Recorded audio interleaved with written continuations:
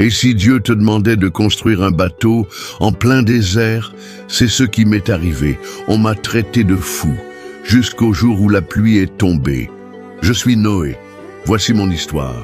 Reste jusqu'à la fin pour découvrir pourquoi Dieu a tout recommencé. Abonne-toi, active la cloche et laisse un like si tu crois que Dieu a un plan pour tous. Tu peux aussi soutenir cette œuvre via le lien PayPal en description et en commentaire épinglé. Merci et que Dieu te bénisse. Bon visionnage. Il y a bien longtemps, le monde était devenu un lieu de violence et de méchanceté. Les hommes ne pensaient qu'à eux-mêmes. Du matin au soir, ils faisaient le mal sans honte ni remords. Le cœur de Dieu fut rempli de tristesse en voyant ce que la terre était devenue. L'humanité qu'il avait créée s'était éloignée de lui et du bien. Donne-moi ça! C'est à moi maintenant! Il n'y a plus de justice ici. C'est vraiment très triste.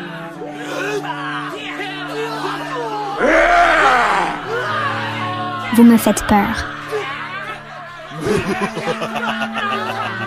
Je veux ma maman. Mais au milieu de toute cette noirceur, un homme se distinguait par la lumière de sa foi. Noé. Contrairement aux autres, Noé était différent.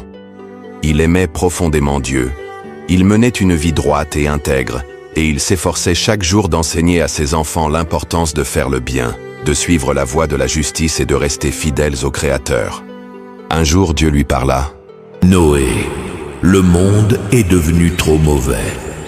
Je vais envoyer un grand déluge pour effacer toute cette violence. Mais toi, parce que tu marches avec moi, je te sauverai, toi et ta famille. Construis une grande arche en bois, selon mes instructions. » Oui, Seigneur, je ferai tout comme tu l'as dit. Noé se lève, le regard ferme et déterminé. Il serre doucement les poings, inspirant profondément, puis tourne les yeux vers l'horizon. Dans son cœur, aucune hésitation.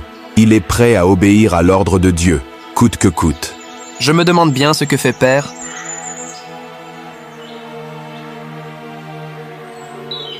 Voici ce que Dieu m'a mis à cœur de faire. Mais Noé, comment comptes-tu réaliser un bateau aussi immense?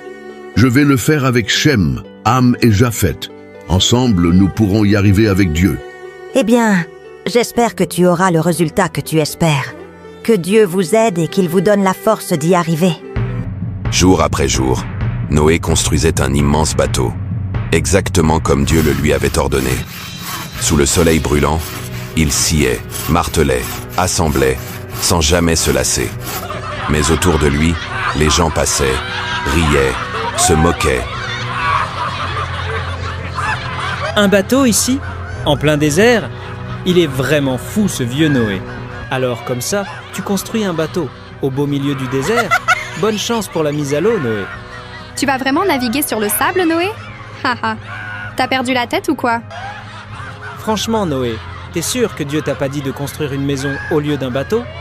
Mais Noé ne répondait pas. Il gardait les yeux fixés sur sa tâche, car il avait confiance en Dieu. L'arche est partiellement construite, gigantesque, dominant le paysage aride autour. Cela fait plusieurs jours que nous travaillons maintenant, et je suis content de voir qu'on a presque fini. Japheth, qu'est-ce que tu fais encore là-haut? Ne me dis pas que la plaque s'est encore détachée. Oui, Père, mais ne t'inquiète pas, je suis en train de la refixer comme ça. D'accord, mais fais attention à toi, et n'hésite pas à demander si tu as besoin d'aide pour la fixer. D'accord, Père.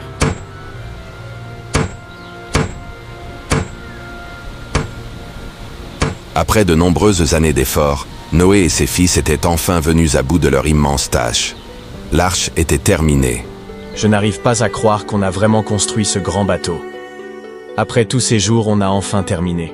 Je dois dire que je suis moi-même impressionné par ce qu'on a réussi à accomplir.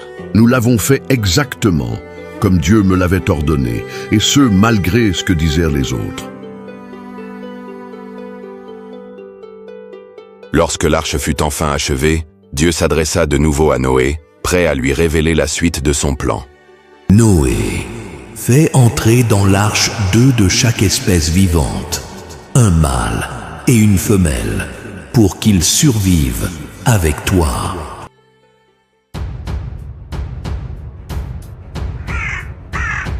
Alors quelque chose de véritablement miraculeux se produisit. Des lions majestueux, des éléphants imposants, une incroyable armée d'animaux venus des 4 coins de la terre. Ils marchaient, volaient, rampaient, avançant dans un ordre parfait, 2 par 2, guidés par la main invisible de Dieu lui-même. Des oiseaux aux 1000 couleurs, des chats agiles, des fourmis en file, des grenouilles bondissantes, des serpents sinueux. Tous marchaient, volaient, rampaient, avançant dans un ordre parfait, 2 par 2, guidés par Dieu lui-même. Noé et ses fils sont postés près de la rampe, observant la scène avec émerveillement, pendant que les animaux avancent calmement par paires. Père, regarde, ils viennent, tous seuls, c'est impressionnant. Oui, Japheth, c'est vraiment impressionnant. C'est l'œuvre du Seigneur. Il les guide lui-même.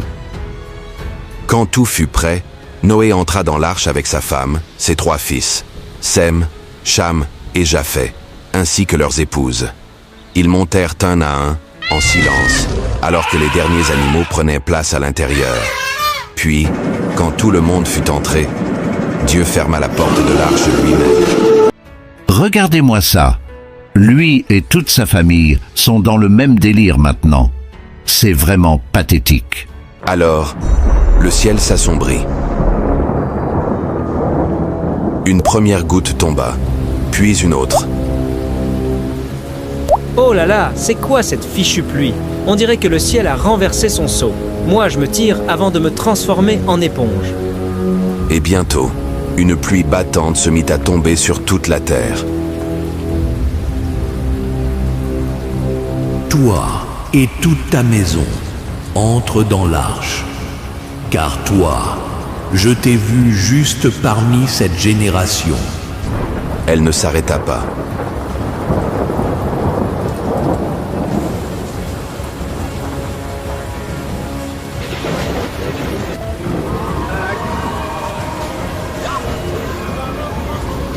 Pendant 40 jours et 40 nuits, l'eau monta, encore et encore, recouvrant les champs, les maisons, les arbres. Courez! Ne vous arrêtez surtout pas!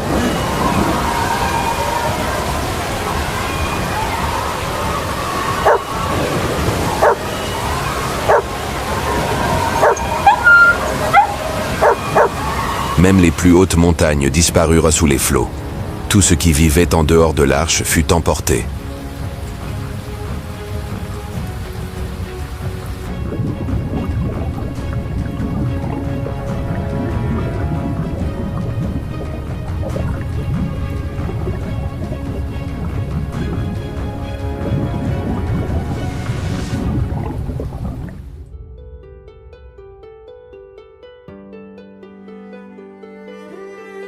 Mais dans l'arche, il y avait la paix. Alors que dehors, le monde sombrait dans les flots, à l'intérieur, tout était calme. Dieu veillait sur Noé, sur sa famille et sur chaque créature qu'il avait appelée. La tempête faisait rage, mais dans l'arche, il y avait la sécurité et la confiance. Les enfants de Cham et de Japheth nourrissent doucement les animaux, en riant. L'arche semble vivante mais ordonnée, comme un refuge sacré flottant dans l'immensité. Tout est calme ici, Père. On dirait un autre monde. Ce n'est pas nous, c'est Dieu qui nous garde. Rendons-lui juste gloire. Même eux semblent le sentir, la paix de Dieu. Les jours passèrent. Les semaines devinrent des mois. L'arche flottait encore, portée par les eaux. Puis un jour, elle s'arrêta.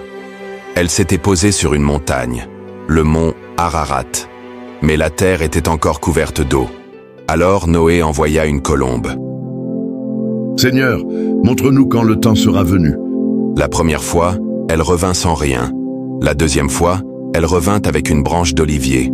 Et la troisième fois, elle ne revint plus. C'était le signe. La vie reprenait sur la terre. Père, une branche d'olivier, c'est un signe, n'est-ce pas? Oui, la terre revit. On va bientôt sortir de l'arche. Alors Noé ouvrit la porte de l'arche. Il posa le pied au sol La terre était sèche. Le moment tant attendu était enfin arrivé. Tous sortirent de l'arche. Les lions rugirent, les oiseaux s'envolèrent, les grenouilles sautèrent dans les flaques, les animaux coururent, volèrent, chantèrent. La vie recommençait. Un nouveau départ. Avec Dieu. C'est comme un monde neuf. Tout est pur. C'est magnifique. Même les oiseaux le sentent. Écoute-les chanter. Dieu nous a gardés. C'est un nouveau commencement. Merci, Seigneur. Noé tomba à genoux. Il bâtit un autel en pierre et offrit un sacrifice à Dieu pour le remercier. Alors, Dieu parla de nouveau et fit une promesse. Plus jamais je ne détruirai la terre par un déluge. Et pour que vous vous en souveniez, je mets dans le ciel un arc coloré, l'arc-en-ciel. Merci Seigneur pour ta fidélité. Depuis ce jour, chaque fois qu'un arc-en-ciel brille après la pluie, c'est le signe de l'alliance entre Dieu et les hommes. Une promesse de paix, de miséricorde et d'amour éternel. L'histoire de Noé est bien plus qu'un récit ancien. C'est un cri de vérité pour notre temps. Alors que le monde sombrait dans la violence, l'égoïsme et l'indifférence envers Dieu, un homme s'est levé, seul contre tous. Noé n'était pas un héros aux yeux du monde, mais il avait ce que Dieu cherche encore aujourd'hui, un cœur obéissant. Sans jamais avoir vu la pluie, il a cru.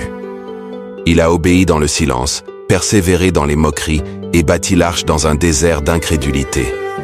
Grâce à sa foi, il a sauvé sa famille, sauvé la vie et changé l'histoire. Cette arche est le symbole de la grâce de Dieu, un refuge dans la tempête, une main tendue au milieu du jugement. Et quand les eaux se sont retirées, Dieu n'a pas laissé Noé sans signe. Il a suspendu dans le ciel un arc coloré, un arc-en-ciel, comme une alliance éternelle. Depuis ce jour, chaque fois qu'il apparaît, il crie au monde « Dieu n'a pas abandonné l'humanité ». Cette histoire nous rappelle que même au milieu du chaos, la fidélité attire la faveur divine. Elle nous dit qu'un seul peut faire la différence, que la foi n'est pas de voir, mais de croire, et que derrière chaque obéissance se cache une promesse. Ce n'est pas juste l'histoire de Noé, c'est un appel pour chacun de nous. Marcher avec Dieu, même quand tout le monde s'éloigne. Si tu es resté jusqu'ici, écris en commentaire « Je marche avec Dieu ». Merci d'avoir suivi mon histoire jusqu'au bout. Grâce à vous, nous avons dépassé les 50 000 abonnés. Aidons encore plus de personnes à entendre ces histoires. Partage la vidéo avec 5 personnes pour qu'on atteigne les 100 000. Abonne-toi si ce n'est pas déjà fait et active la cloche. La chaîne est désormais disponible en anglais. Le lien est en description. Tu veux soutenir cette œuvre? Un lien PayPal est disponible en description et en commentaire épinglé. Merci du fond du cœur. Que Dieu te bénisse.